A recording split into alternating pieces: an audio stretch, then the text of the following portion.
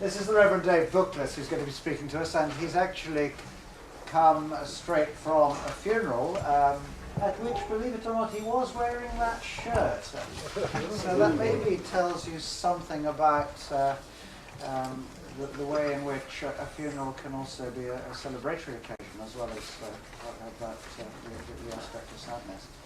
But anyway, Dave works for Al Rocha, which is an international Christian organization. Indeed, he was co-founder of it and is international advisor for theology in churches now. He was national director for 7 years. So he's very interested in communicating this whole business of environmental concern and doing practical work in that area.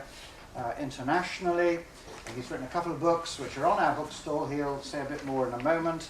I think the ideal person again to give us a very practical take. You know, we've had all this abstract stuff during the course of the week, which has been great, but it is good to literally come down to earth, I think, as we draw to a close.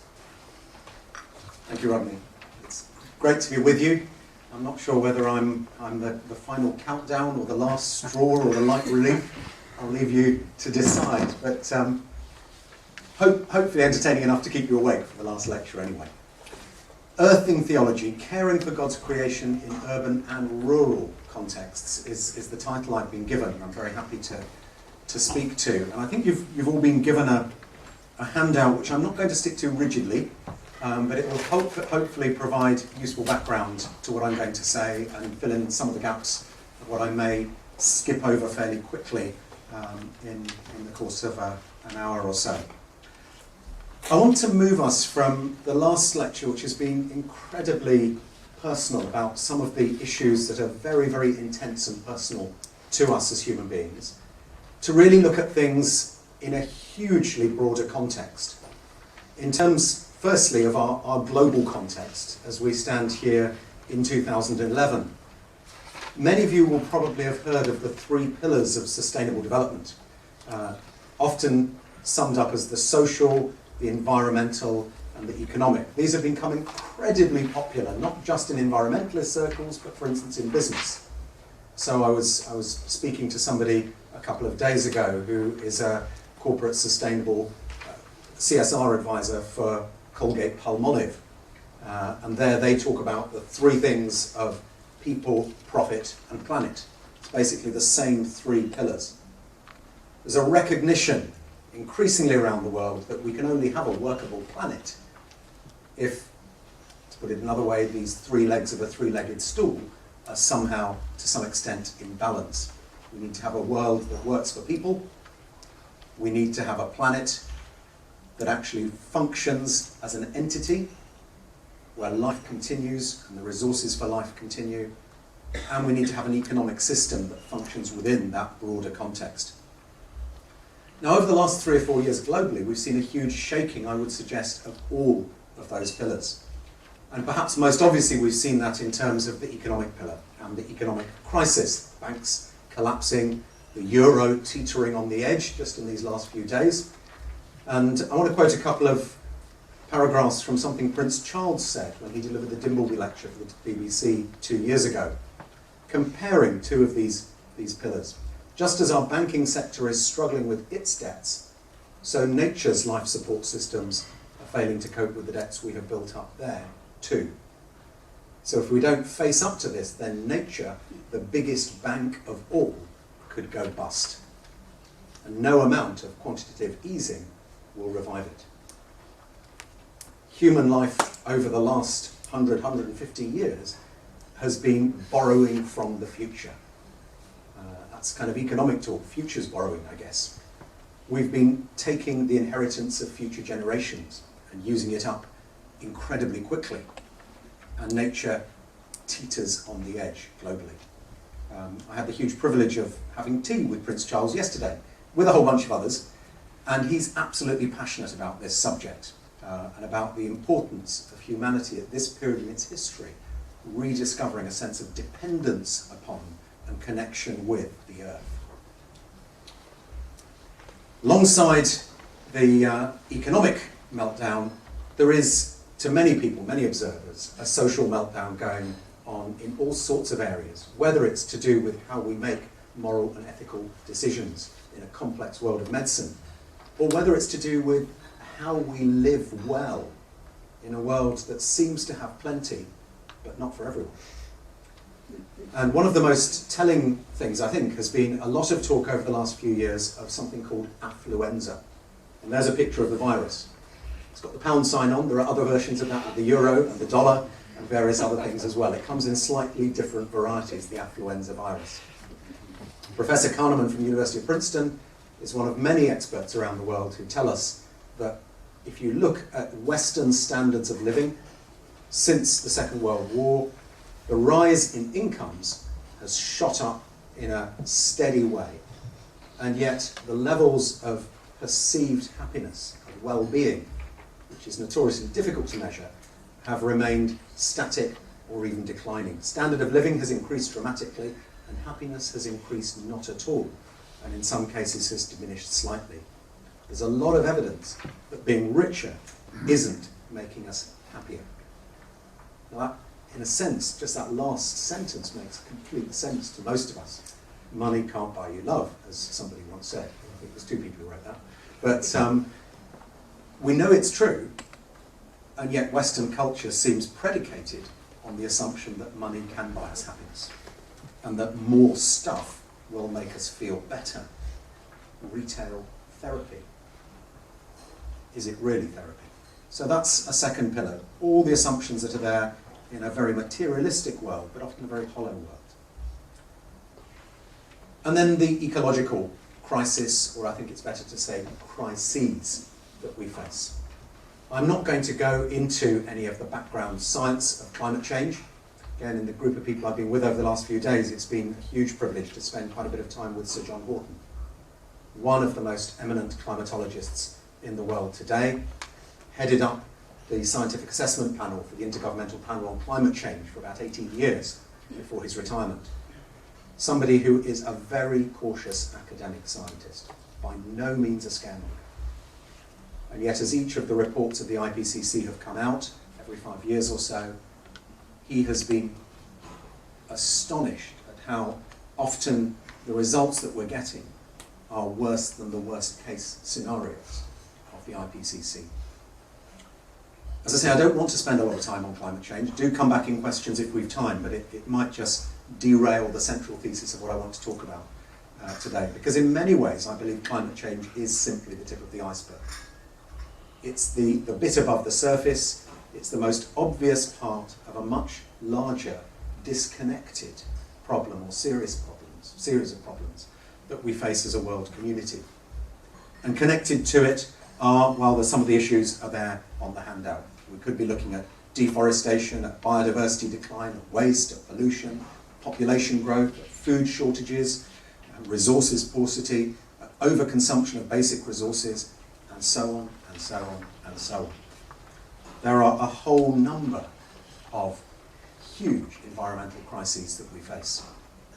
At the beginning of my book, Planet-Wise, I start by saying, just imagine that tomorrow we woke up, turned on our televisions, and some scientist or business guru had discovered the secret that was going to soak up all that additional carbon dioxide and methane in the atmosphere. And suddenly climate change wasn't a problem. It'd be fantastic. But would that mean the environmental crisis was over? Not in the slightest. There are a huge number of other major crises that we face. And there they are. Forgotten I put those on there. What's the underlying crisis? Well, it links to these three pillars again. I want to read you something that a retailing analyst in the States said about 56 years ago, in the post-war boom period. Our enormously productive economy demands that we make consumption our way of life, that we convert the buying and use of goods into rituals, notice the language, that we seek our spiritual satisfaction, our ego satisfaction in consumption. We need things consumed, burned up, and discarded at an ever-increasing rate. Those words are pretty much prophetic of what has happened. The great world religion of the second half of the 20th century and the first decade of the 21st century has been that of consumer materialism. And what's the impact on the planet and its people? Well, statistics like this are easy to come by, but this one is pretty well tried and trusted. If everyone lived like the average Briton, and this is a British-specific statistic, then we would need roughly 3 planet Earths to support the lifestyle of everyone on the planet today. We're about 7 billion. The UN is going to declare the 7th billion person any day now, I believe. But if we were to feed and clothe and give cars and technology to all those 7 billion in the same way as the average Briton, it would take about 3 planets worth of resources. Even more shocking is when you look at the consumption statistics. Again, this is specific to, actually no, this isn't specific to Britain, this is globally. The world's richest 20%, which statistically includes everybody in North America and Western Europe, even if they're on benefits and unemployed. The world's richest 20% consume 16 times as much of the Earth's resources year on year as the world's poorest 20%, many of whom live in sub-Saharan Africa and many other places. Now there's a huge justice issue, a huge issue of inequality there immediately, but there's just an issue of this doesn't work. This cannot carry on. And it actually, to preempt a potential question later on, it actually puts the issue of population growth, which I believe is very important and needs tackling, into perspective. Because for every child born in Britain today, it will take 16 children born in somewhere like Malawi or Zimbabwe to consume what that one child in Britain is going to consume every year. And if you could look at life expectancy, the average British baby will consume about 30 times as much of the Earth's resources as one born in many parts of sub-Saharan Africa. So population is very, very important, but I suggest that's an issue for countries who are got rapidly growing populations and not an issue for the West to lecture them on. The issue for the West is surely the issue of consumption. And if we start saying it's not our problem, it's a problem of population growth, that's simply a form of displacement. We need to look at our consumption. Let me bring you a great philosopher and theologian at this point. Well, he's not a theologian. Anyone guess who this quote is from? I'll just read it and then let you guess. If you were designing an organism to look after life in our lonely cosmos, to monitor where it's going and keep a record of where it has been, you wouldn't choose human beings for the job. Look at our track record. But here's an extremely salient point. We have been chosen. By fate or providence, or whatever you wish to call it, as far as we can tell, we're the best there is. Anyone know who said that? Just for fun. Well, it's actually Bill Bryson. At the end of his very good book, A Short History of Nearly Everything, where he looks at kind of the history of modern science. And for me, who's not a scientific specialist, I found that extremely helpful. But it's a very interesting point. Bill Bryson is an agnostic, and yet he says we have been chosen by fate or providence or whatever you wish to call it. It's up to us. But for those who share a faith, and I know we've got different faith positions here in this room, but for those of us who share a faith, we'd say it's not just up to us. I think we'd probably also want to ask the question, what's God got to do with it? And so I want to look fairly straightforwardly for a few moments at how Christianity thinks about some of these big environmental issues. As you can tell, as you've heard, I'm an ordained clergyman, I'm an Anglican, I'm a committed Christian. I also work very closely with people from a whole number of other faith backgrounds. I'm not somebody who spent their life as an environmentalist at all. I wasn't born green. This is something that I've become convinced of over the last 20 years or so. And over the last 15 years, I've spent a lot of time speaking to churches, conferences, colleges around the UK and sometimes further afield about this subject.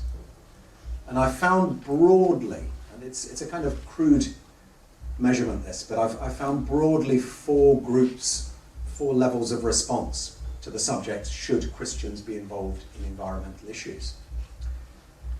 There is a minority of Christians who would say that any involvement in the environmental movement is insidious because the whole environmental movement is a bit New Age. It's all about worshipping Mother Earth rather than Father God. It gets very caught up with Gaia, the idea of the Earth as an organism that is self-correcting. It's a scientific theory that Professor Sir James Lovelock came up with. It's been hijacked by some people as a sort of pseudo-religious theory. And some Christians are terrified of kind of nature worship, and therefore don't want anything to do with environmentalism. Now that seems to me very odd, because it seems to me that the biblical way of approaching these things, the way that Jesus approached them, is if he happened to disagree with someone, he didn't run a mile in the opposite direction, he sat down and talked with them. And it seems to me that's actually a reason why Christians need to engage rather than run away from these issues. Secondly, are those who say that environmental issues are irrelevant. This is really, in fact, probably the whole of this week is irrelevant to what Christian faith is about, because it really only is spiritual matters that really count, ultimately. Only souls matter.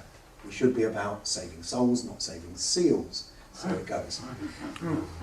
And that actually is a significant view in certain portions of the church, that say that, okay, there are ethical views that Christians should hold on issues, but really, don't spend too much time on all that stuff. What we're really here for, is to get people saved, to save souls. Now, as I hope we'll see in a few moments, I think that is a profoundly mistaken and unbiblical understanding of what God's priorities and his delegated priorities for humanity are. But it's a significant minority view in sections of the church. And then we have the kind of, what I guess is the default position for the majority of people in most churches that I've come across, and this is really where I was for most of the first 30 years of my life, which is that Christian concern for the environment is incidental. It's something that you can take or leave. It's great that we have some people doing it, as long as it doesn't have to be me. And that's really what it comes down to. It's great that we have Christians in conservation, a Rocha, just as we have Christians in sport. But thank goodness I don't have to go and play rugby. And thank goodness we have Christians in knitting and needlework, or model railway making, or any other particular special interest, because it's good to have Christians in all those things. But they're all optional extras. None of them are core stuff. And I think that's actually where most Christians around the world sit when it comes to issues of the environment. We're glad that somebody's speaking up on these issues and somebody's doing something, but it's not really my thing. And what I want to try and make a case in a few minutes is that actually caring for the environment, being an environmentalist, being an ecologist, is not an optional extra for those who claim to be disciples of Jesus Christ, but rather it is integral to Christian faith. I used to be a teacher many years ago, and I guess I would say this is part of the core curriculum. It's not one of those modules that you can take or leave. If you become a Christian, then you are expected to pray. You can't say, oh, I'm a Christian, but I don't do the praying stuff. If you are a Christian, you are expected to look at the Bible, hopefully quite often. If you are a Christian, you're expected to meet with other Christians and go to church. And I would say, if you are a Christian, you should be caring for creation. And I want to just explain briefly why I believe that's so fundamental. But first, I think it's important that we visit the question of why Christians have been very poor at this over the last century or two. Why it's been such a minority view. And it's not just Christians, I would say, by and large, it's been the world faith community. We're now accused of bandwagoning when we take on environmentalism because we're told we're just doing it because it's trendy. Or it was until Copenhagen, it isn't anymore. But however, what I would say is actually Christians should have been there first. And what I think has happened is that certainly within Western Christendom, and that's the perspective that I'm speaking from really here, we have been so infected by a number of things. And one of those things is Greek dualism, going back to Greek philosophy. The separation of matter and spirit, of body and soul, of this world and the next world. We have been so infected by that fundamentally unbiblical philosophy that it has poisoned our relationship with the earth. Greek dualism leads to a view that this world doesn't matter, only the next one does. This world is not my home, I'm just a passing through. I got a home in glory land that outshines the sun. You name 1,000 songs that kind of exhibit this philosophy. It's not a biblical one. It comes from Greek philosophy. Material things don't really matter. We're spiritual beings. Well, hang on, why did God become flesh in Christian theology, if that's true? God only cares about spiritual matters, or there's some kind of pecking order, divine pecking order, that spiritual things are more important than material things. It's fundamentally unbiblical. What the Bible has, what the Judeo-Christian worldview has, is an integrated or an integral worldview, where we should care about everything that God cares about. A God who made this world and declared it good, physical matter, declared good, time and time and time again. A God who entrusts that good creation to humanity to steward and take care of. A God who, in the person of Jesus, teaches us to pray for the earthing of heaven, for God's kingdom to come on earth as it is in heaven. Not saying forget earth and wait for heaven. No. Pray daily for the earthing of heaven. A Hebraic worldview that refuses to separate mind, body and spirit. Whenever I hear preachers these days speak about saving souls, I say, point me to the Bible verse that talks about saving souls. It doesn't exist. Tom Wright, N.T. Wright, likes to say God's into saving wholes, W-H-O-L-E-S, not saving souls.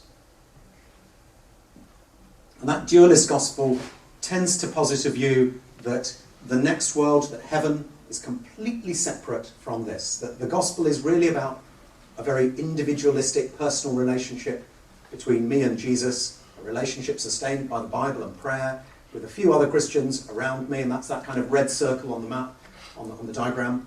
We're trying to drag other people into that circle, and then one day we go off to heaven, somewhere completely other. Now, I grew up with that worldview. I thought that's what the Bible taught, and there are verses taken in isolation which seem to suggest that, if you don't understand their context.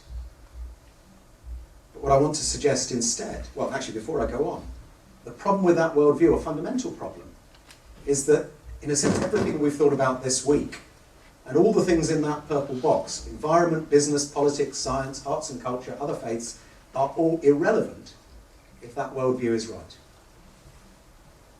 They don't matter at all if you hold that dualistic understanding of the scriptures.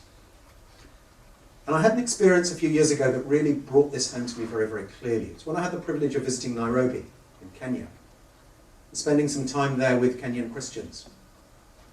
And one day I went for a walk down into downtown Nairobi, and I saw this painted on a church wall, Jesus Christ is the Lord. You actually see more slogans like that painted on walls than you do advertising slogans in downtown Nairobi. About 80% of the population of Kenya are in church on a regular basis. It's a far more Christian country, probably than the UK has ever been in its history. Certainly has been for many hundreds of years. Jesus Christ is the Lord. And yet, I was getting a question coming back at me from Kenyan Christian leaders, saying, we are a Christian country, overwhelmingly. Not exclusively, there are Muslims, of course, and there are others. But overwhelmingly, we're a Christian country.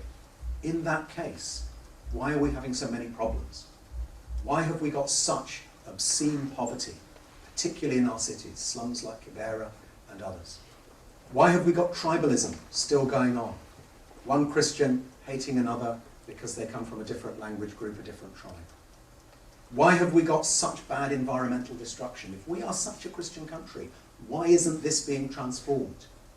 And the message that was coming back from the Kenyan church leaders as they posed this question to themselves was the gospel we've taught is too small. We've taught, come to Jesus and you'll go to heaven. That's it. Come to Jesus, your sins will be forgiven, and you'll go to heaven. And that gospel hasn't addressed any of these issues. It's an individualistic, it actually probably was derived from a gospel preached by Westerners within Kenya. And it's a dualistic gospel. And this picture you see on the screen is only part of a much bigger picture. That is downtown Nairobi. And you can see right in the middle that little wall with Jesus Christ as the Lord painted on it. But look at the context. Look at the context of huge tower blocks, entrepreneurial success in the new Africa, and yet terrible, terrible poverty. The context of massive urbanization and yet environmental destruction. The context of all sorts of different groups milling around together. And the message I kept hearing was, if Jesus Christ is the Lord at all, then Jesus Christ must be Lord of all. The gospel has to address all of these issues, or it's not the biblical gospel. The biblical gospel, the gospel of the kingdom of God that Jesus taught and demonstrated, was a gospel that transformed individuals, that, believe it or not, can transform churches, that transformed communities, and ripples out to transform the whole of creation. That's why the Roman Catholic theologian Hans Kuhn can speak about the kingdom of God is creation healed. It's the furthest rippling out of the gospel, the good news of Christ. So let's look into a bit of the theology behind that. And as I say, this came completely new to me 20 odd years ago. And when it did, I started looking at some of the passages in the Bible that I thought I knew. What I discovered was I'd been reading them through spectacles which filtered out certain kinds of light, which filtered out certain things that I just hadn't noticed. I started reading the Bible asking a question I'd never asked before. The question was, what does this say about the earth and God? Not about me and God. I've been reading the Bible purely selfishly, if I'm honest. And I discovered things I thought I knew very well actually said something very different. So if we look at the story of Noah's Ark, which is probably the most popular children's story in the Old Testament. I mean, it's got animals, you can count in twos, it's got threat and a happy ending. Surprised Disney haven't done something with it already. But we can tend to leave it with very young children. I want to suggest to you that the story of Noah is a story of God's redeeming purposes for all creation. You could say it's a story about a God who is passionate about biodiversity conservation. After all, who ends up on the ark? Very few human beings. Only 8, if my maths right. And yet every other living species is there too. And they're not there just because, it's something nice for Noah to look at. So you can keep a little list. Oh, lions, tick. Oh, zebras, tick. And it's not there, they're not just there so we can have a big barbecue at the end of it all with some exotic meats. They're there, we're told, in Genesis, so that their kind might continue upon the earth. They have a value that is intrinsic. They are valuable because they matter to God, not because they're useful to Noah. And that immediately says something hugely powerful about how we treat the environment today. The world, natural resources, as we call them in our very imperialistic human way, matter not because they're useful to us, but because they matter to God. And at the end of the story of Noah, what do we get? We get the rainbow. Another reason why children love the story. What's the rainbow about? It's a sign of God's covenant, his promise, not just with humanity, but with every living creature upon the earth. Repeated 7 times in the Hebrew of Genesis chapter 9. One of the verses, it's actually my covenant with the earth. God has a saving, a redeeming covenant promise that incorporates the whole created order. That's fundamentally important in how we think about this theologically. And then if we jump to the New Testament, and to undoubtedly the best known verse in the whole of the Bible, John 3:16, what do we read? We read, God so loved the people that he gave his only son. Isn't that what it says? Well, that's what I'd heard it say, and that's how I'd effectively heard it preached for decades. It was only when I studied Greek at theological college I discovered to my shock that it actually says, God so loved the cosmos that he gave his only son. That's the Greek word used in John 3:16. And I went slightly disturbed to my theological lecturers and to the commentaries to to ask the question, what does cosmos mean? And I discovered that in both classical and New Testament Greek, the usual meaning of cosmos is the whole created order, just as it is today. However, and this is an important however, commentators are not sure whether in the context of John 3, it definitely means that, or whether it refers to the whole of human society. So we should not build a whole theology on John 3:16. Although, hang on, that's what an awful lot of people have done for the last couple of hundred years. But perhaps we should take it as a disturbing question as we read the rest of the Bible. And as we ask the question, what does this say about the earth as a whole and God's relationship with it? And I spent a number of years back in the early 90s really reading through the whole Bible with that question at the front of my mind. What does this say about the non-human creation and its relationship with God? That's what led eventually to my book Planet-Wise, which I may say a bit more about later or I may not. And in that, what I try and do is take the big themes of Scripture. Because if this matters, it's got to matter within the big picture of Scripture. It's not just an added extra. And so what do they say about the non-human environment and our relationship with it and God's relationship with it? And I use as an outline something that, again, N.T. Wright, Tom Wright, uses in a lot of his writings. He talks about the Bible as a play in 5 acts, the 5 great themes of Scripture. And he admits that he didn't make that up, he gets it from the early church. You find it back in the church fathers. As they sought to tell the story, what today we call the meta-narrative, they discerned 5 themes that interplay with each other through the pages of Scripture. And those themes are creation, God made it good; fall, we messed it up; Israel, land and people in relationship with God; Jesus, God's rescue plan; and then new heavens, new earth, God's plans for the future. That's the big story. And what does that have to say as we look at the environment? Well, on the handout, you'll see I've gone into a bit more detail than I do actually on the PowerPoint here. And I point out some of these things. As we look at creation, we discover that in a biblical worldview, creation is created good, not perfect, but good, very good. But it is very clearly not God. It is other. It is spoken by God. There's a distinction between Christian views and some Eastern philosophies, which have no distinction between created and creator. We learn very clearly that the earth is not ours. Time and again in the Bible it is repeated that the earth is the Lord's and all that is in it. The cattle on 1,000 hills belong to God, not to us. Even the people of Israel are warned when they are in what they think is their promised land. They're warned in Deuteronomy, the land is mine and not yours, says the Lord. You are but tenants within my land. So the earth is unequivocally God's. And we learn that God cares for creation. The Psalms, about 1/3 of all the Psalms, begin the worship of God with creation. I say, doesn't that mean that we should start most of our services outdoors and only come indoors if the weather's too bad? And we learn, what about us? How do we fit in?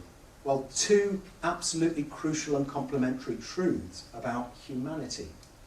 And sadly, as the church in the West, we have got this a bit wrong. The 2 complementary truths are that humanity is part of nature, part of creation, and that humanity is called apart within nature, within creation. And I want to suggest to you that we have had a huge imbalance in our thinking when we have talked incessantly about us as the image of God, and we have failed to talk about us as the dust of the earth. And yet Genesis uses both in equal measure, and Scripture as a whole does. We are both, theologically. We are dust of the earth, part of the family of creation.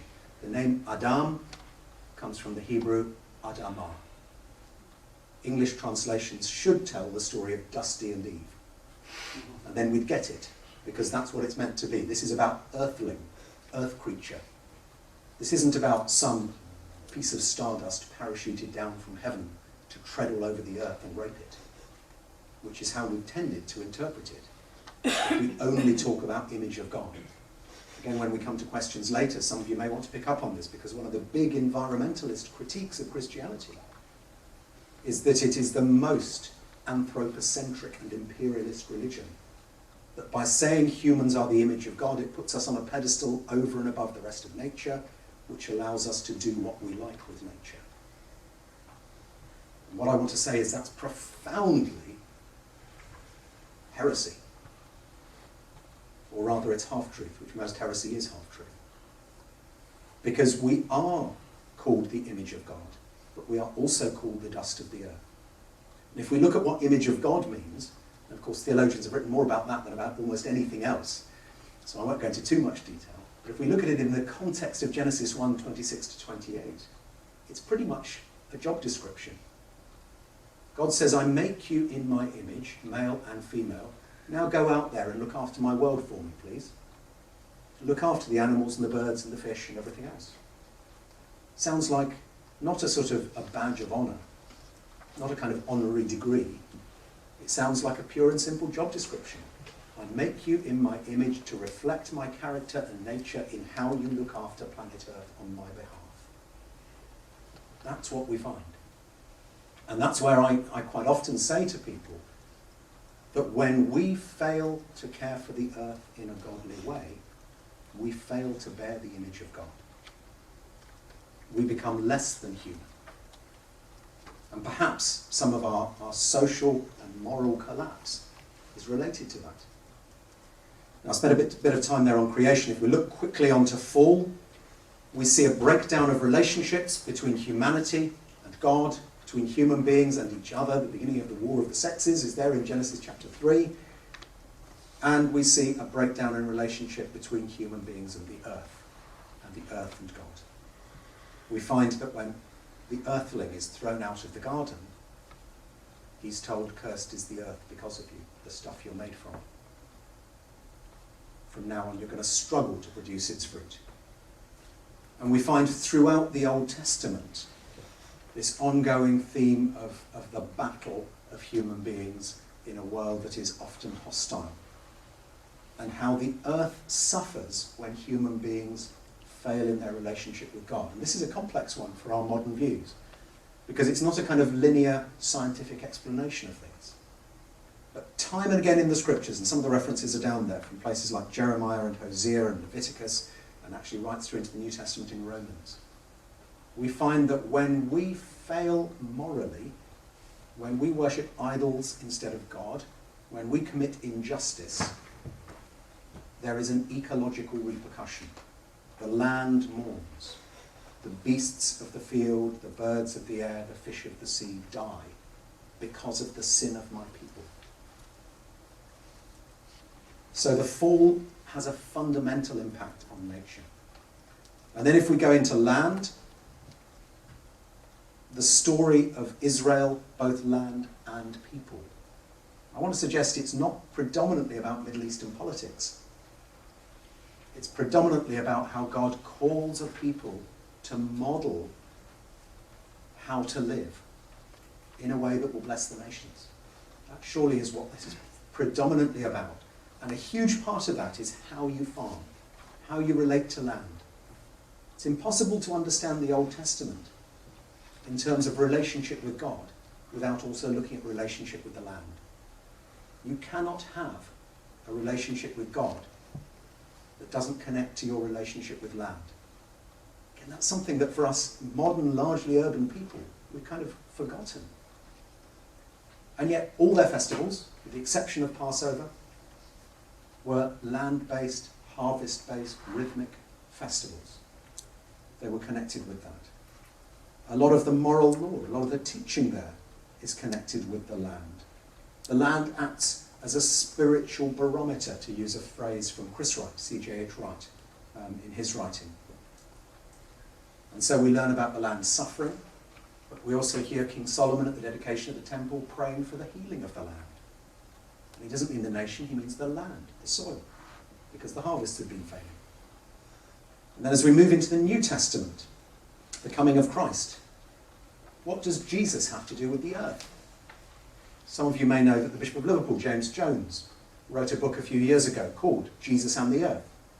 Because as a Christian with a very Jesus-centred theology, he was getting concerned about ecological issues, and he could see there was a lot there in the Old Testament, but there didn't seem to be much in the New Testament. So he asked that question, what part does the earth play in the ministry of Jesus? And as you look, you find more and more and more. Jesus, after all, is God made material in Christian theology. God made part of the earth system. He is the new Adam, the new son of the soil. He's also the one at whose birth angels start talking to shepherds about peace on earth. Now, it's very hard for us, when we hear that phrase, to get away from a kind of Christmas card scene. Angels talking to shepherds about peace on earth, and you kind of think of little children wearing little frilly white dresses coming across the stage and things like that. But actually, this was first century Palestinian shepherds. One of the really tough jobs in those days, living out on cold hilltops and afraid of wolves and lions and bears. And the angels come and say, peace on earth.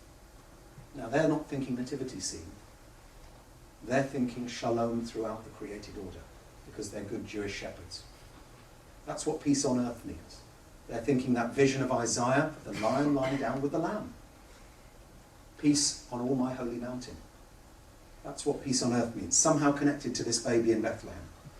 As we look through the Gospels, we find that Jesus very specifically is identified by the Gospel writers as one who has authority within and over nature, who can speak to the wind and the waves and say, peace, shalom.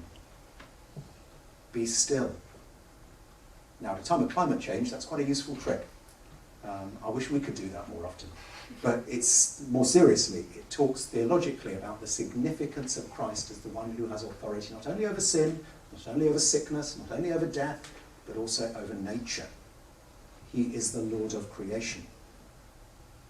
We can look at the teaching of Jesus, which we simply haven't got time to do, and what percentage of the parables and of his other teachings rely on an understanding of farming, of viticulture, of nature. Jesus says, look at the birds, look at the flowers. And he doesn't mean, that's a nice parrot over there. He means, as John Stott points out, become an ornithologist, become a botanist. Earnestly study these things. You know, I think going to college with Jesus, if you were a disciple in the first century, wasn't sitting in a lecture room hearing people like me drone on.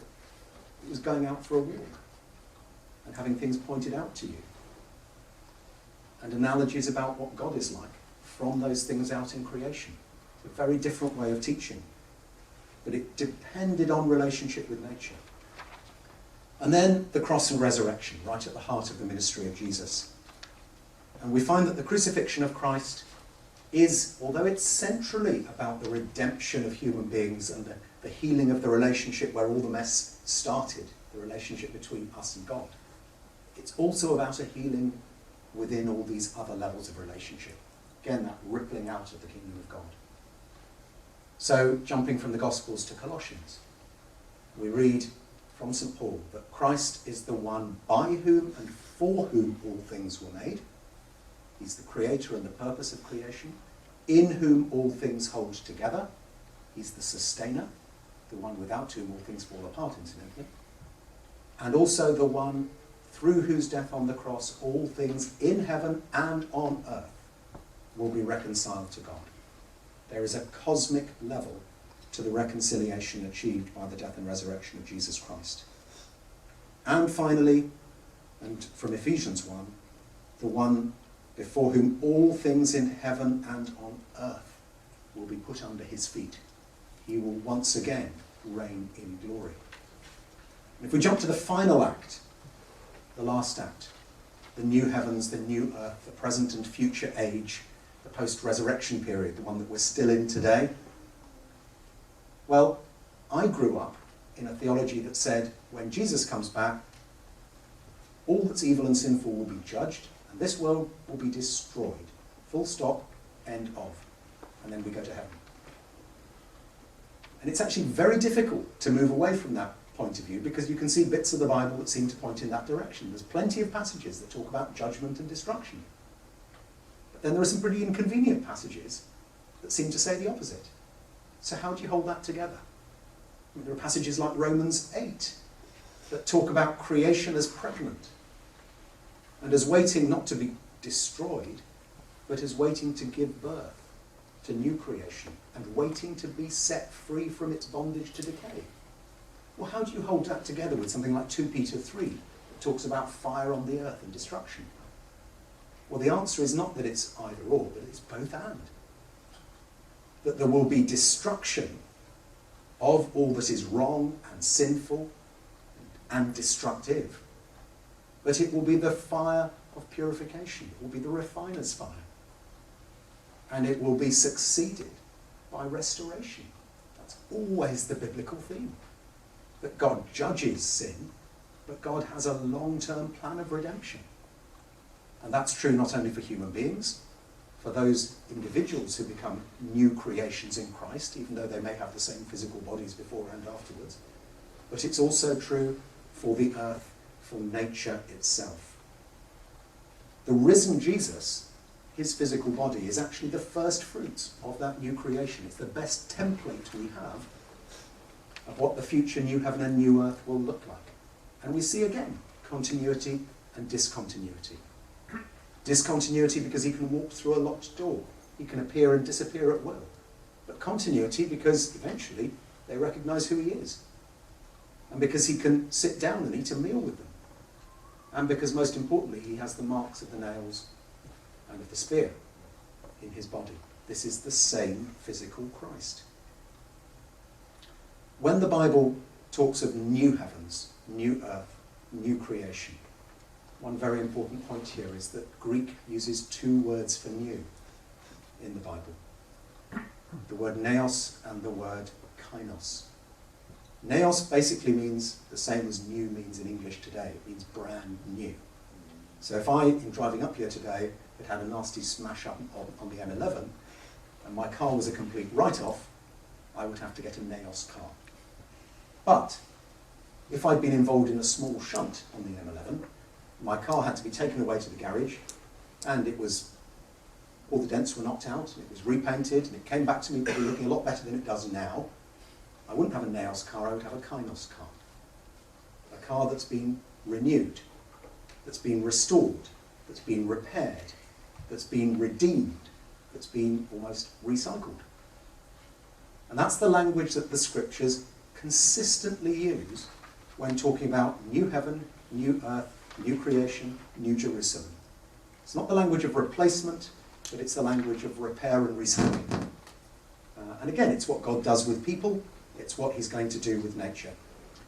I spent a bit longer than I intended to on the theology, because I think it's actually important we get that right. And I want to spend a bit of time really rapidly working through, well, what does that look like if you try and apply it? For me, as I began to think through this, the natural next question was, well, where are the other Christians who are doing something about it? And I couldn't find many. And then I stumbled across a rocha, which means the rock in Portuguese. And back in the early 90s, it was a bunch of people out in Portugal who, in the name of Christian mission, were protecting a threatened estuary and some marshes. And I thought, that's interesting. That's quite a nice gig if you can get it, going and living out in Portugal and protecting birds. But it didn't really seem that relevant to me. And yet, after a few years, I felt so intrigued, I decided to go and visit. So in 1994, with my wife, we went out to Portugal. And what we discovered there was a bunch of Christians who, to me, were living out a very integrated response to the whole Christian gospel.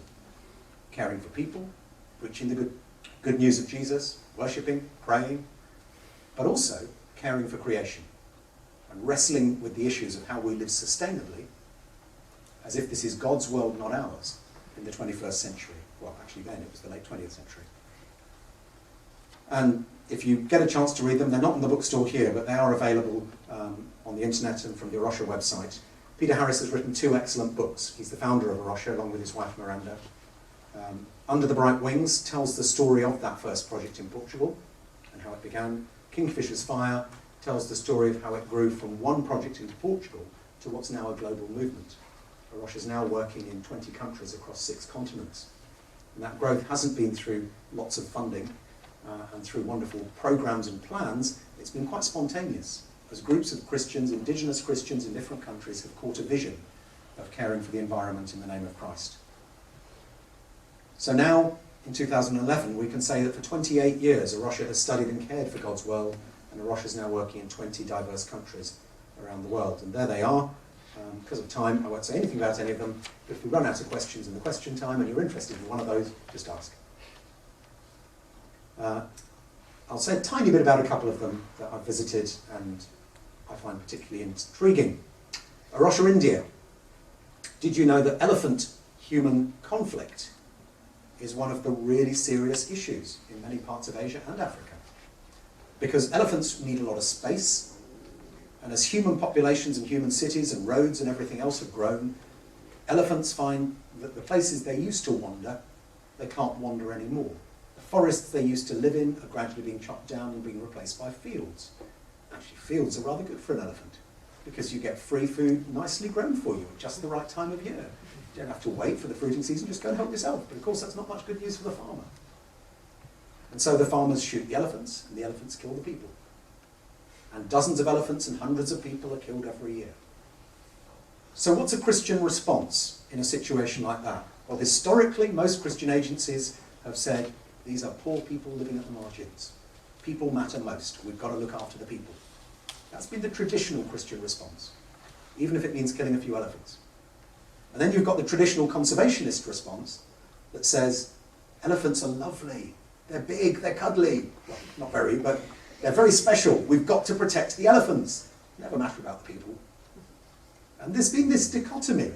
Obviously, I'm making it simplistic, but there's been this dichotomy between development and conservation. And Arosha stumbles into this in the person of a couple of wonderful Indian Christians, Vijay Anand in the checked shirt, who happens to have a PhD in elephant conservation, which is quite helpful, and Prem Mitra, who's a Church of South India presbyter in Bangalore. And as Arosha India, they say, well, we believe that there's our Christian response to this is to try and find ways where people and elephants can continue to live as neighbours. And to do that without hurting each other. So we've got to try and find the solutions. That's the Noah's Ark model, if you think about it. That's the biblical model. And so ways of keeping humans and elephants safely apart from each other. Well, they tried all sorts of things, and people around the world have tried all sorts of things. Electric fences, well, elephants get wise to that eventually, and short-circuit the fences by knocking down the odd tree. Ditches, they work for a while because elephants are scared of heights, but elephants go round them or build a bridge or something. People try all sorts of things. Rubble walls, they don't work, elephants just walk through them. Think laterally. What's an elephant's most sensitive thing? The answer is its sense of smell and its trunk.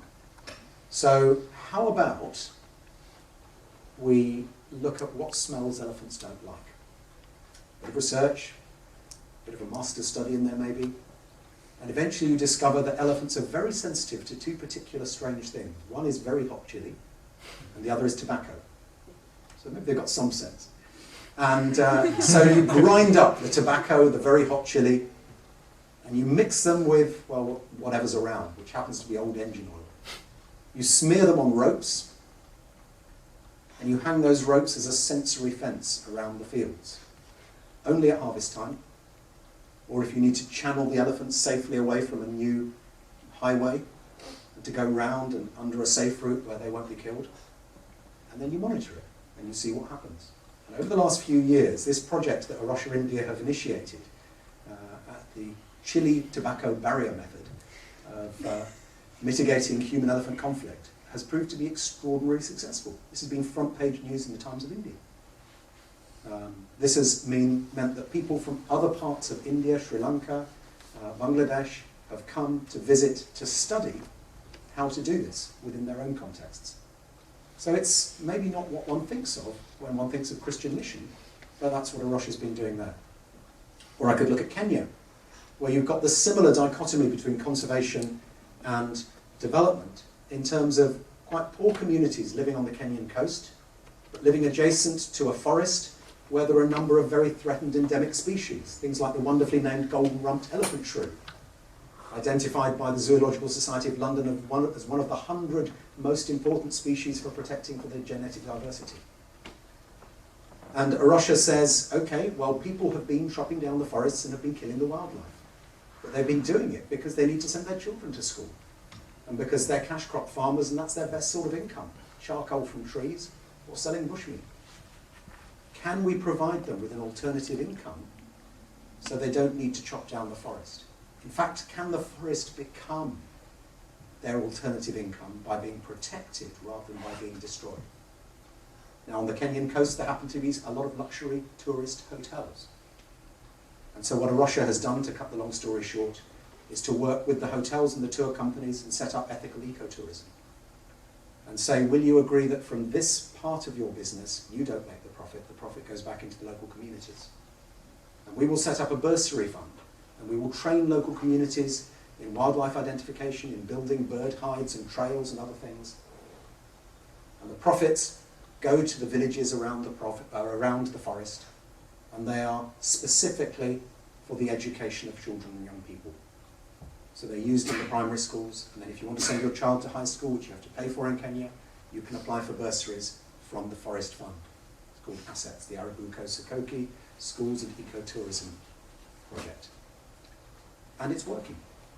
We've been able to map village after village as the project has been rolled out around the forest, how the deforestation has stopped, and it's now been going long enough for children who were in primary school when this began now to have graduated from university, with funding all the way through, because the forest is now paying for their livelihood by being preserved rather than by being destroyed. Lebanon. The Amik Marsh in the Bekaa Valley is one of the most important freshwater marshes in the Middle East. There aren't many freshwater marshes in the Middle East. It's very important because it's in the major flyway from Europe to Africa that millions of birds fly down every spring and every autumn. And this is kind of like a motorway service station for them. Because here there's food and there's rest, and there isn't much of that in the Middle East. But the marsh was being destroyed, the birds were being shot, and yet if you talk to local people, they said, of course we want our children to see those birds. But they couldn't somehow seem to realise that the birds wouldn't be there in 20 years' time if things continued as they were. By the way, the picture up on the left there, which looks like a lot of mosquitoes, is actually a flock of about 4,000 white storks circling over the Amik Marsh.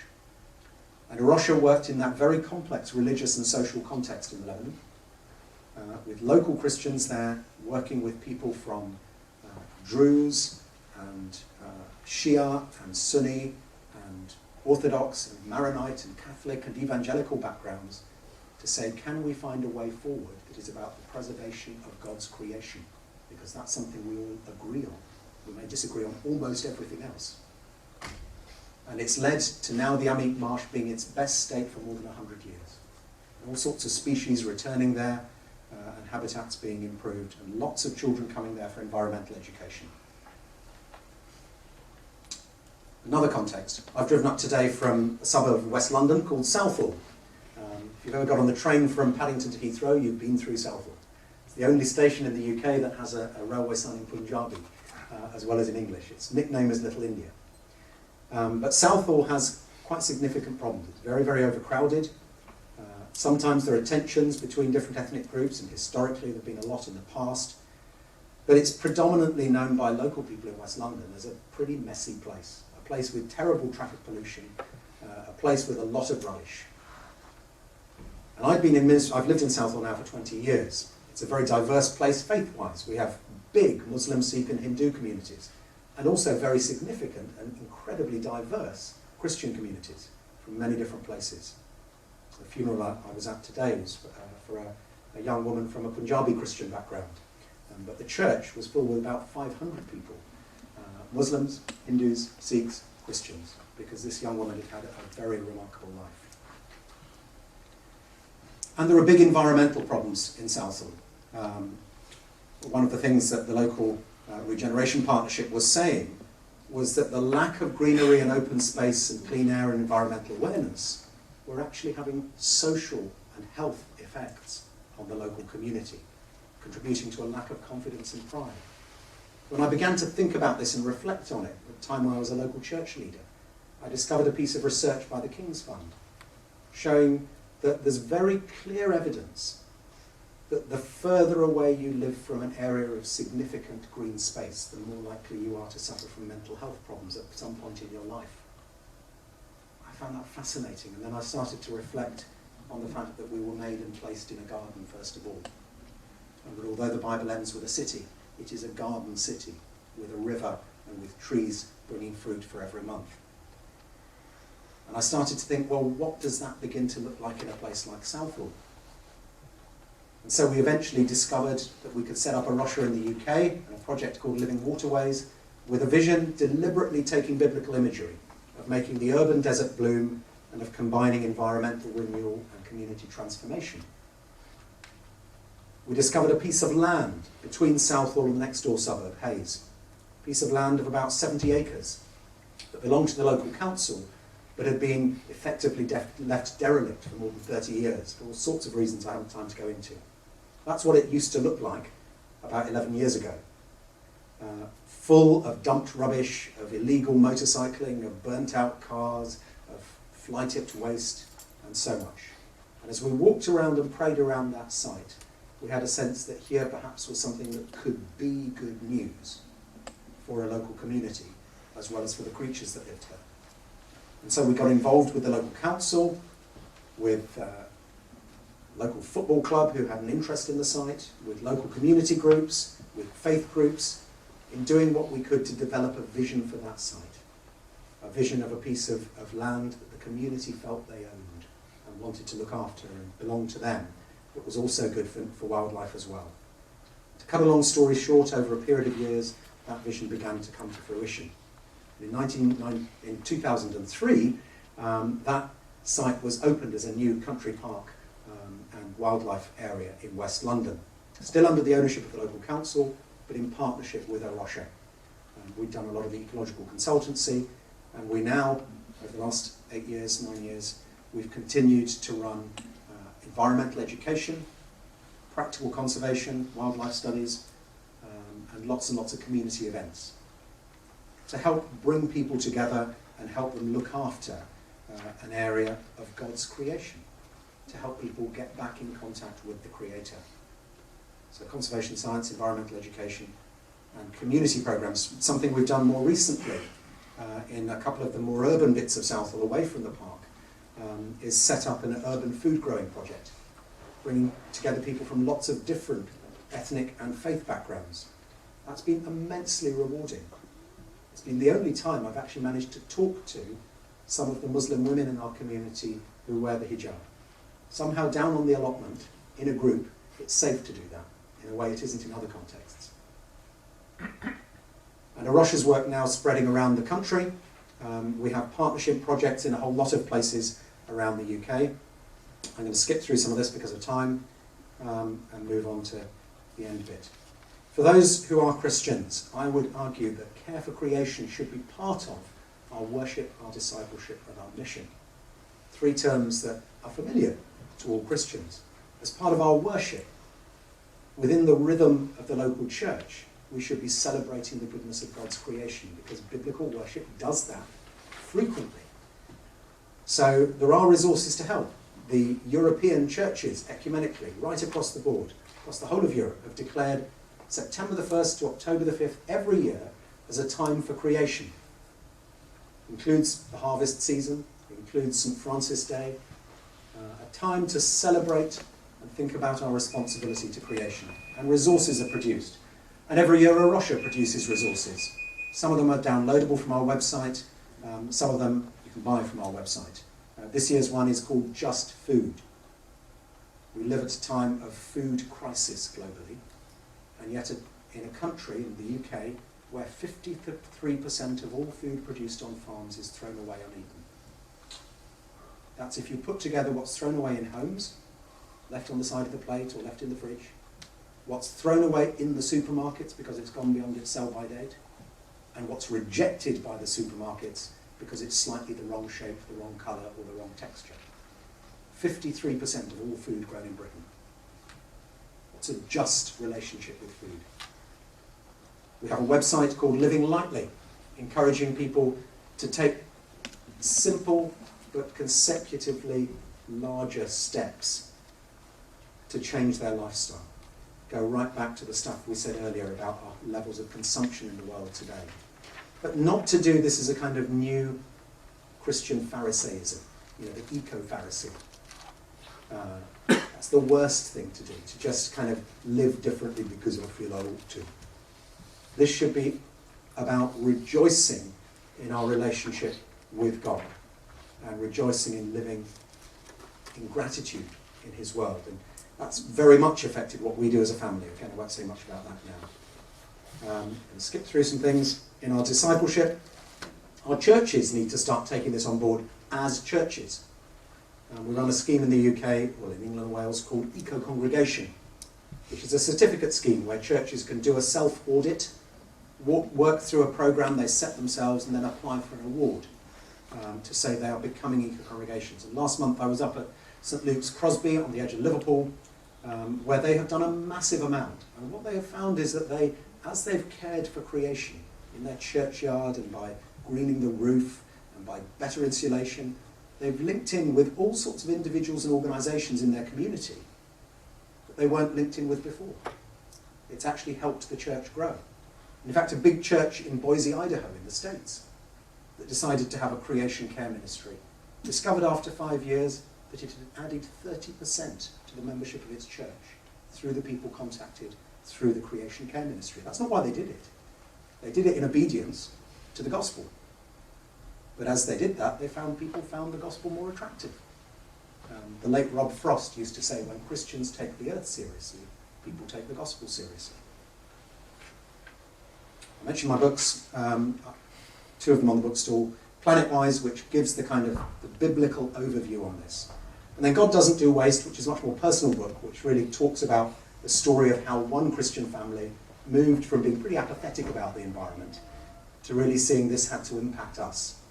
And how that led on to Arusha UK and all that's happened there. Oh, I've forgotten I got that slide there, but there it is. Finally, on mission. Some of you may know this is something which started in the Anglican Church. It's now being used a lot more widely. I think this is a really helpful understanding of biblical mission.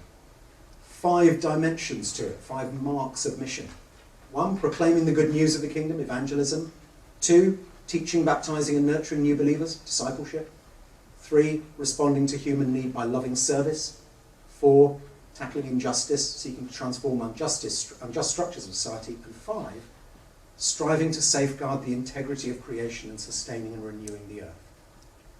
That, it seems to me, is God's call on his church in terms of mission. That's holistic, integrated Christian mission. The whole of it, not just one bit. And when we do that, I think we're reflecting the gospel. And I would say that every church should have each of those elements in some way in its ministry. Let me conclude. I think I've probably used up enough speaking time. We ought to move on to questions. Let me conclude with a quote from Tom Wright. Until recently Bishop of Durham, didn't find he got enough time for writing books and doing lectures when he was Bishop of Durham, so he's gone back to academic life now. And I highly recommend this book, Surprised by Hope, which really particularly looks at the new heavens, new earth theology that I talked about earlier. He says this: the whole creation is waiting in eager longing, not just for its own redemption, its liberation from corruption and decay, but for God's children to be revealed. In other words, for the unveiling of those redeemed humans, through whose stewardship creation will at last be brought back into that wise order for which it was made. It takes a bit of reflecting on, but it's an astonishing statement. He's basically basing that on a passage in Romans 8. And he's saying, if creation is waiting for the sons and daughters of God to be revealed, which is what Romans 8 says, then that means that actually the church is one of the keys to the environmental crisis that we're in today as a planet. Now, we're a very long way from that at the moment, huge distance from that. But that seems to be what the Bible is saying. Right at the beginning, God says, I make you in my image in order to take care of my world, like I did. And now the church is being challenged. Will you do that? because creation is waiting for you to start doing it properly once again. And I'll finish there.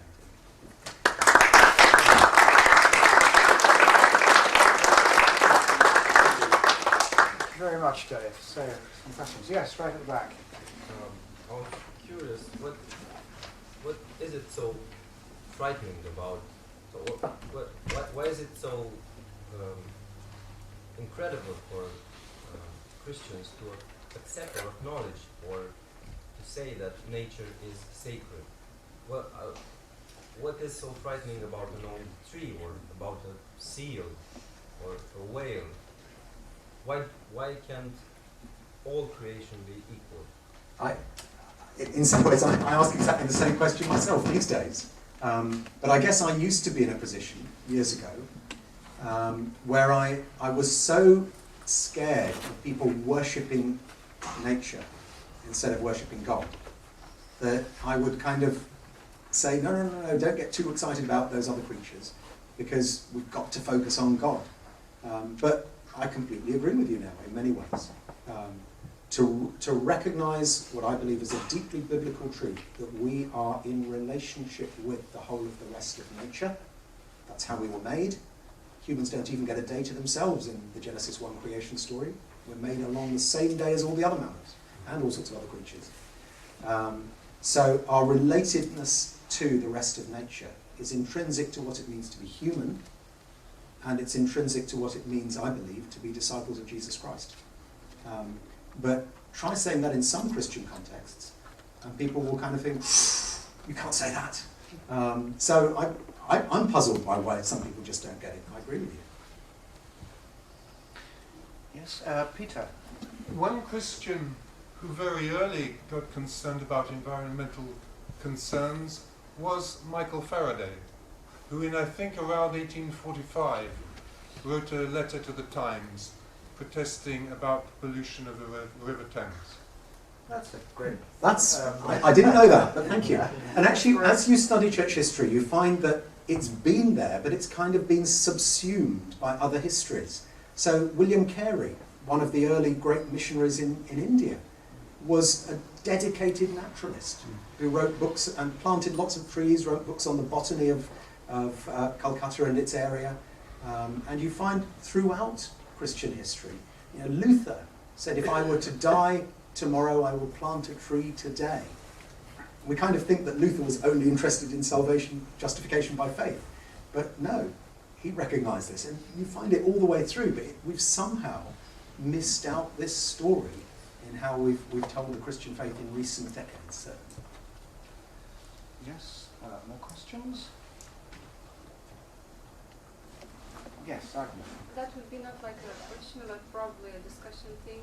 Like there is an opposite opinion circulating over the world. At least I've heard it. I don't know how big impact does it have in society, but it's being said like also like, yeah, okay, the climate is changing, but that's natural for the Earth, and it's been happening for whatever age of the Earth is. Yep.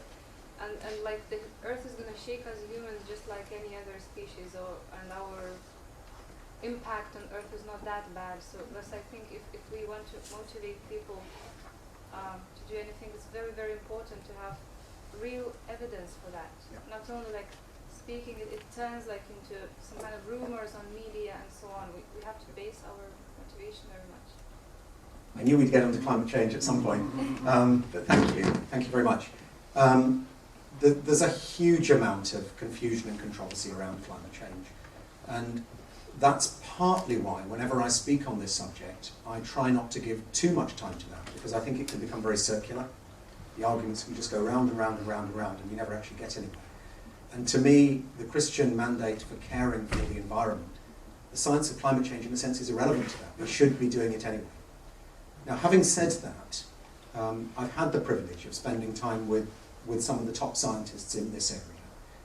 And what is very clear is that there's a massive difference between where the scientific community are on climate change and where the media are on climate change, and particularly what we hear in the popular press and in populism. In fact, there was something, I think, just this week, an investigation into bias in BBC reporting that recognised that in its report, it wasn't just on climate change, it was looking at how the BBC reports science as a whole.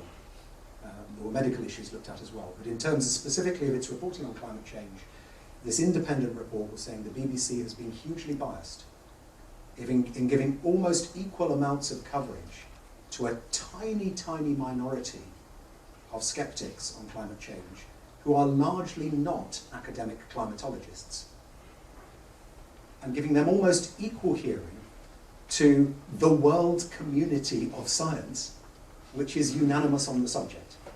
So every single one of the major scientific academies around the world, in China, Russia, the US, the UK, France, Germany, every single India, every single major scientific academy has agreed with the Intergovernmental Panel on Climate Change's consensus reports on climate change. And yet the impression we get through the media is that all science is divided on this, they can't really make up their minds. Nothing could be further from the truth. It's probably been the largest and most rigorous scientific enterprise in the history of science, in terms of bringing together scientists from all sorts of different political and academic persuasions to look at one subject together and come up with a consensus report. Yeah, so there are all these cycles in the past and so on, but what's happening now is we're causing it. It's disaster. We're certainly making the difference. I mean, the last report said we can be more than 90% certain, and science doesn't get much beyond 90% certain because it's based on theories and probabilities. We can be more than 90% certain that human-caused climate change is the most significant cause of what we are seeing now. Thank you. John, well, you're an expert. Well, not really. I think we have to recognise there are some very powerful commercial interests which are very anti-climatic change. I mean, some of the oil companies, there's one American oil company, particularly coal producers in Australia, in Poland and so on, are bitterly opposed. And I'm afraid they spent very, very large sums of money trying to rubbish research on climate change. And what you tend to get, I'm afraid, that every time there's, a paper comes out producing new evidence for it, that they will promptly start a rumour, rubbishing what's being said. And I think it's been said, a lie will spread around the world on the internet in 10 minutes, while truth is still in bed, contemplate what it might do about it. I think that's how the BBC, it always says its charter says it must be impartial. Yes. Therefore, if there's two conflicting views, it must give both. And the general public, of course, can't distinguish between one and the other. And it causes general confusion. I think there's a difference between giving both views and the weight you give. There certainly is. That's the significance. I saw that they had been heavily criticised for doing this, yes. Thank you. I think that's very important. And I mean, if you want to follow up this subject, there's an excellent book published in the States but available universally called Merchants of Doubt, written by a couple of American journalists, and it's really looking at the last 50 years and at how some of the same individuals, heavily paid by certain of the large vested commercial interests who you are referred to, some of the same individuals were involved in rubbishing the link between tobacco and cancer, and various other scientific things that weren't of commercial benefit, and now have been involved in rubbishing the science on climate change. The same individuals.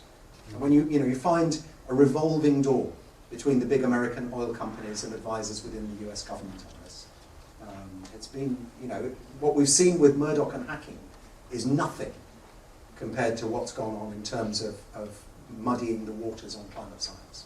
My understanding is, Americans here will correct me, that to be a Republican you have to rubbish climate change. The two tend to go together. It might be not true comment, but perhaps somebody might like to comment on that. I mean, that's not always been the case. I know. But tragically, in the last couple of years, that's become more and more the case. Yes. And out of the current presidential, or candidates fighting for the presidential nomination, Republican candidates, there are a couple who, even up to 2 years ago, were making quite public statements about how we need to tackle climate change. And they would just be unelectable if they said anything on it now. So they've just had to go quiet. Yes, more questions? Yes. Earlier this week, we heard about We heard that there are many Christians among the climate change deniers, and usually they are the same who also deny evolution and promote creationism. Do you have more information on the link between these two trends of denial? It's an observation I've seen as well. It's not universally true, but there does seem to be. And I think, maybe it's to do with a fear of science. That there is in some parts of the Christian community, and a fear that somehow science will undermine the Bible. And that certainly is behind some of the views in terms of origins and evolution and so on. And I think it therefore spills over to when science has any other big story to tell. And obviously climate change is one of those big things as well. It's also very convenient if you are an affluent Christian in certain parts of the world and you don't want your lifestyle challenged very much, to deny climate science. Another factor might be, along with that same mindset, this sort of end times theology. Yeah. That here we are, which is, we're in the eschaton virtually now. Jesus is about to come next year or whatever, even October in some, one very particular instance, Yes. having not come back in April or whatever it was. So there's that sort of mindset. We don't need to bother because Jesus is coming very shortly. And there's an alleged comment by one of Reagan's advisors back in the 80s. It basically was, the quicker we destroy the planet, the quicker Jesus will return. Whether that was actually said or not, who knows? But there certainly are people with that kind of view. Thanks. Question. Yeah. I know. I said that. You're agreeing. It seemed to me in the first slides that you put a little blame. You took it from us and put it on the shoulders of Greek philosophy. And I'm a little familiarized with Greek ancient philosophy, and I should say that there is a difference between Greek philosophy and Greek religion in what the Greeks really believed in. And they actually believed that religion was sacred. They held a lot of deities that belong to nature. And I doubt that they would ever trash their planet if they ruled the planet. So I must use the mirror thing I always say. Maybe we should use the mirror more and contemplate our own guilt in it. I think that's a fair point. I mean, the Greeks are getting enough blame for the economy at the moment, so I don't want to blame the Greeks for the environmental crisis as well. I think that's a fair point. I think it's what we've done with Greek philosophy and how we've muddied that with Christian theology.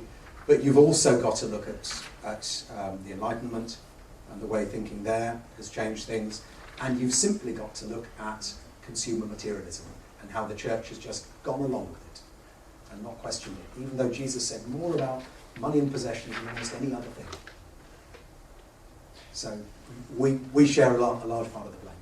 Yeah. Even with the scientific revolution, I think we heard the quote earlier in the week about from Francis Bacon about torturing the creation, which is a kind of certainly troubling way of putting it in terms of justifying experimentation and so on. Experimentation is important, but that way of expressing it is troubling. How do you look at the future at the international level? Because Copenhagen was not really a success, and it was supposed to be the follow-up of Kyoto, and now the whole international environmental movement has it seems like it lost its momentum.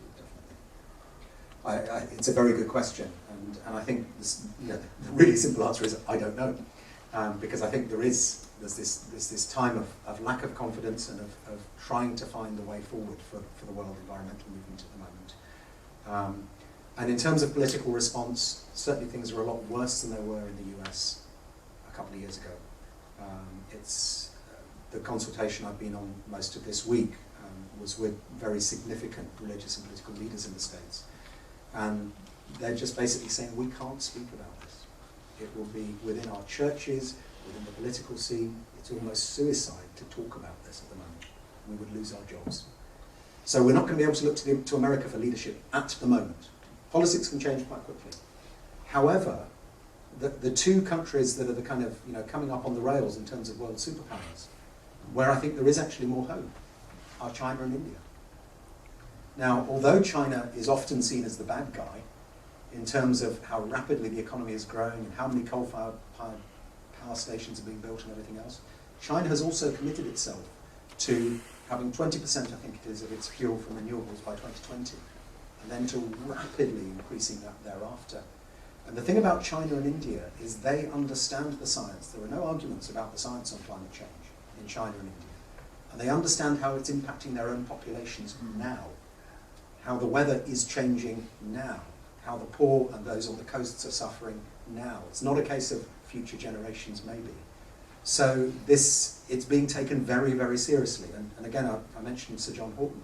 He's comparatively optimistic because he spends quite a bit of time in China particularly, about the leadership that could be shown. The political dilemma for both China and India is to get beyond well, you should sort this out in the West because you caused the problem. It's your 200 years of pollution rather than our future pollution that have really caused the problem. And anyway, it's the West that's the main market for all the consumer goods that China is building, and that's why all its power stations are having to be created. So to get beyond that kind of blockage, but in terms of internally, there's a massive amount we're doing. And so my kind of concluding answer to you is, I don't think in the short term we're going to find a global agreement on this, in the short term. But I think by working with individual countries, I think there's a huge amount to be done. And going back to the States, the one thing that was being said by some of the people I was with there is to basically use the self-interest argument, maybe the best thing in the States. Don't talk climate change, talk fuel security. And there was one pastor of a megachurch who said, what I'm saying to my congregation is every time you fill up the tank with gas, you're tithing to terrorism. So, if it can be tackled that way, let's tackle it that way. Well, on that note, I think we should stop because we want to start the panel in about 5 minutes. I guess we will have a short break. But let's give Dave a big round.